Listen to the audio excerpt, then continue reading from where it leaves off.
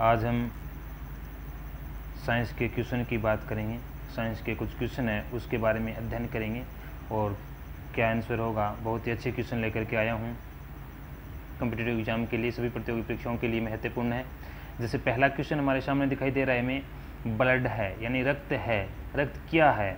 Option number 1 तरल संयोजी ऊतक, ऑप्शन नंबर 2 ठोस संयोजी ऊतक, ऑप्शन नंबर 3 संयोजी ऊतक, ऑप्शन नंबर 4 उपरोक्त सभी।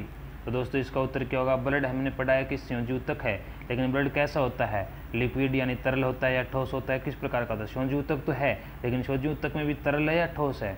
तो रक्त किस प्रकार का ऊतक होता है? रक्त होता है तरल संयोजी ऊतक। रक्त क्या होता है? तरल संयोजी ऊतक। तो हमारा आंसर क्या हो जाएगा? ए। हमारा आंसर क्या हो जाएगा? ए। क्वेश्चन नंबर 2 की बात करते हैं। ये क्वेश्चन नंबर 2, ऐसे नोड पाया जाता है, यानी ऐसे नोड है वो किस में पाया जाता है? ऐसे नोड जो है वो किस में पाया जाता है? दाएं आलिंद में, बाएं आलिंद में, दाएं नीले में, बाएं नीले में। तो ऐसे नोड किस में पाया जाता है? ऐसे नोड है वो पाया जाता है दाएं आलिंद में। कहाँ पाया जाता है? दाएं आलिंद में। तो इसका ऑप्शन है वो क्या हो जाएगा दोस्तों? हमारा ए। इसका ऑप्शन क्या हो जाएगा? ए। उसके बाद हम क्वेश्चन नंबर 3 की बात करें। क्वेश्चन नंबर 3 देखिए, 3 हमारा खुला रक्त परिसंचरण तंत्र किस में पाया जाता है? ओपन ब्लड सर्कुलेटरी सिस्टम निम्न में से किस में पाया जाता है? Option number 1 cockroach, option number 2 मेंढक, ऑप्शन नंबर 3 मछली, ऑप्शन नंबर 4। तो दोस्तों बताइए कि खुला रक्त परिसंचरण तंत्र किस में पाया जाता है? मैंने बताया था आपको, इसमें आपने यदि मेरी टॉपिक नहीं पढ़ा है, ये प्रश्न जो है वो रक्त परिसंचरण तंत्र और अंतःस्रावी तंत्र से संबंधित है। यदि आपने नहीं पढ़ा है अभी तक तो आपको लिंक डिस्क्रिप्शन में मिल जाएगा, वहाँ जाकर के आप पूरी क्लास लीजिए और उसके बाद टेस्ट ये क्वेश्चन जो है वो सोल्व कीजिए। तो खुला रक्त परिसंचरण तंत्र किस में पाया जाता है? कॉकरोच में पाया जाता है। क्वेश्चन नंबर नेक्स्ट 4 की बात करें। क्वेश्चन नंबर 4 है, एडीएच की कमी हो जाने पर कौन सा रोग होता है? एडीएच की कमी हो जाने पर कौन सा रोग होता है? तो ऑप्शन नंबर 1 है हमारे सामने डायबिटीज यानी मधुमेह, option number 2 diabetes insipidus, option number 3 blood pressure अधिक हो जाएगा और ऑप्शन नंबर 4 गिगांटिज्म। तो दोस्तों एडीएच जो हार्मोन है इसको वेसोप्रेसिन हार्मोन भी कहते हैं और पीयूष ग्रंथि के पश्च भाग से स्रावित होता है। पीयूष ग्रंथि के पश्च भाग से स्रावित होता है और ये हार्मोन क्या करता है? नेफ्रॉन में H2O रीएब्सॉर्प्शन को क्या करता है? बढ़ाता है। यदि इस हार्मोन की कमी हो गई तो नेफ्रॉन में H2O रीएब्सॉर्प्शन यानी जल का पुनः अवशोषण नहीं होगा और तनु जो है ब्लड जो यूरिन है, मूत्र जो है वो डाइल्यूट आएगा और बार बार आएगा। इसे हम कहते हैं डायबिटीज इंसिपिडस। तो इसका आंसर हो जाएगा नंबर 2। नेक्स्ट क्वेश्चन नंबर 5 की बात करते हैं। क्वेश्चन नंबर 5 है, सबसे छोटी अंतःस्रावी ग्रंथि है, यानी सबसे छोटी अंतःस्रावी ग्रंथि स्मॉलेस्ट एंडोक्राइन ग्लैंड कौन सी? ऑप्शन पीयूष ग्रंथि, पीनियल ग्रंथि, थायराइड ग्रंथि, एडिनल ग्रंथि।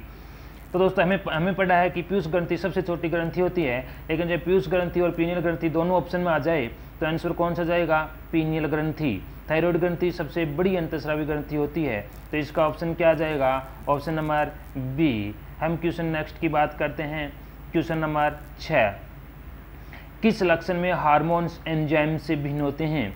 केवल पादपों में पाए जाते हैं? नहीं, हार्मोन जंतुओं में भी पाए जाते हैं। यह शरीर में स्टोर रहते हैं? नहीं, ये अपना काम करने के बाद मूत्र के द्वारा उत्सर्जित तुरंत कर दिए जाते हैं। केवल जंतुओं में पाए जाते हैं? नहीं, जंतुओं में भी हार्मोन होते हैं और पादपों में भी होते हैं। ऑप्शन नंबर डी, यह केवल प्रोटीन्स के बने नहीं होते, बने नहीं होते। यह केवल प्रोटीन्स के बने नहीं होते। दोस्तों ये बात सही है कि प्रोटीन्स के नहीं बने, एंजाइम्स केवल प्रोटीन्स के बने होते हैं। ये केवल प्रोटीन्स के नहीं, ये प्रोटीन, ग्लाइकोप्रोटीन, स्टीरॉयड, फैट के बने, वसा के बने हो सकते हैं। तो इसका ऑप्शन क्या हो जाएगा? Option number 4।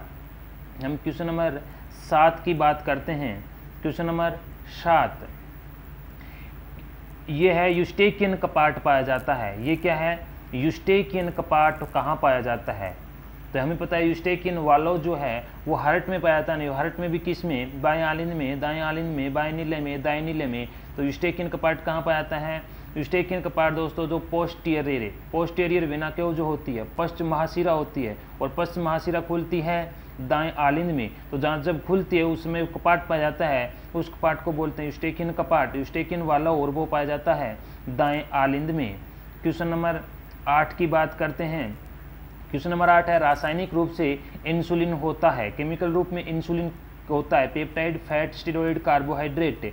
तो इंसुलिन हार्मोन है, ये पेंक्रियाज के जो आइसोलेट ऑफ लैंगरहैंस में पाई जाने वाली बीटा कोशिकाएं होती है उनसे स्रावित होता है, और ये हार्मोन जो वो प्रोटीन का बना होता है, प्रोटीन बोले तो पेप्टाइड। तो आंसर क्या हो जाएगा?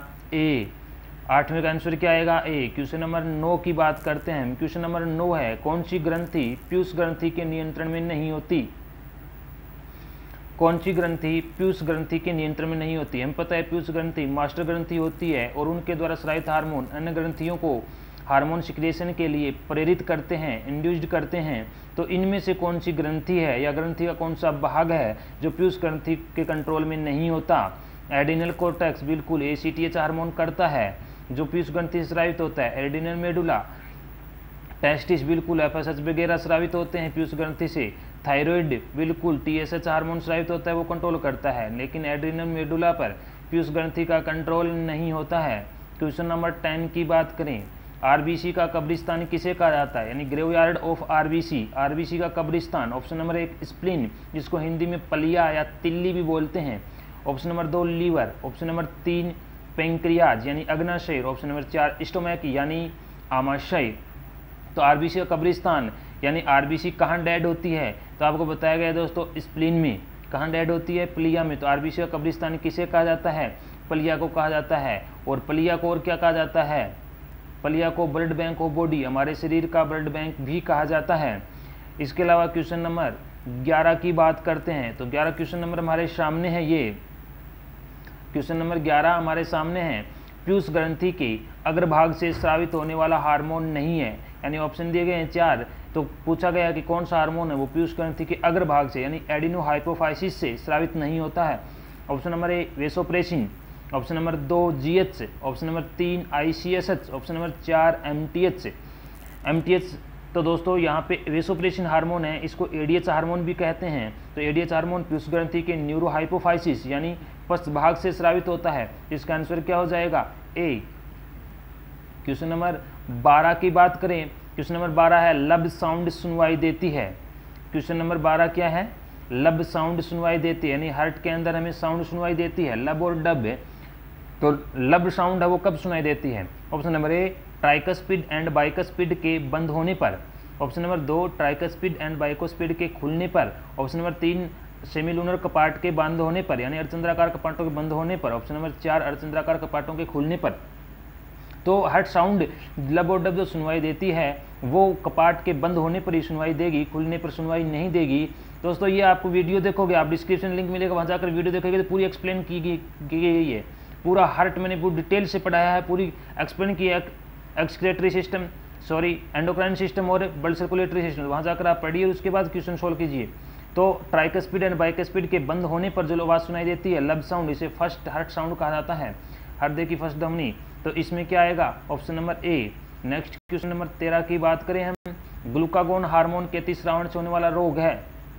ग्लूकागोन हार्मोन मतलब ग्लूकागोन हार्मोन किससे स्रावित होता है? अल्फा सेल से, यानी पेंक्रियाज अग्नाशय आइसोलेट ऑफ लैंगरहैंस जो होते हैं, लैंगरहैंस के द्वीप, वहाँ पे 3 सेल अल्फा बीटा गामा और अल्फा सेल से ग्लूकागोन हार्मोन का स्रावण होता है। ग्लूकागोन हार्मोन क्या करता है? ग्लूकोज लेवल को बढ़ाता है। यदि इसकी अधिकता हो गई तो ग्लूकोज लेवल अधिक हो जाएगा और जिसे हम कहेंगे ग्लाइकोसूरिया। क्या कहेंगे? ग्लाइकोसूरिया। तो ऑप्शन नंबर क्या हो जाएगा? 2। नेक्स्ट क्वेश्चन नंबर 14, ये 15 लिखा गया है, क्वेश्चन नंबर 14 ये है। 14 की बात करें, महिलाओं में आर्तव चक्र कितने दिन का होता है? आर्तव चक्र मतलब मेंस्ट्रुअल साइकिल। तो मेंस्ट्रुअल साइकिल जो होता है वो महिला में कितने दिन का होता है? 28 दिन का। कितने दिन का होता है? 28 दिन का। तो इसमें ऑप्शन कौन सा आएगा? बी। तो ये थे दोस्तों हमारे 14 क्वेश्चन। अच्छे क्वेश्चन थे। चैनल को लाइक, सब्सक्राइब एंड शेयर करना। ऐसे यदि आप मुझे सपोर्ट करोगे तो मैं बहुत ही अच्छे क्वेश्चन टेस्ट सीरीज आपके सामने लेकर के आऊँगा। थैंक यू दोस्तों।